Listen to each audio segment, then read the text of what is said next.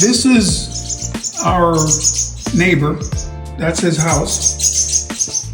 That's the house that they built right there. And this is the house that I built because the birds are trying to practice flying. See that one in the corner right there? That's a bird in the corner. That's a baby. And I guess they're doing flight lessons. So, see all those ones flying? That's cousins and family members. So, this nest way up here,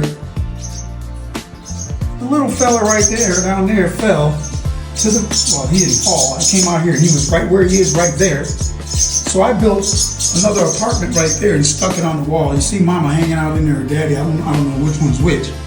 But anyway, I thought that was a long distance to fall or fly or whatever. So I built a second story home for them and they've been utilizing it pretty consistently. This is a family, this is a village, this is Fitscipline, baby, this is the way it goes. So that one down there is in flight training. And there's mom watching and dad, and there's someone up there looking, I'm not sure.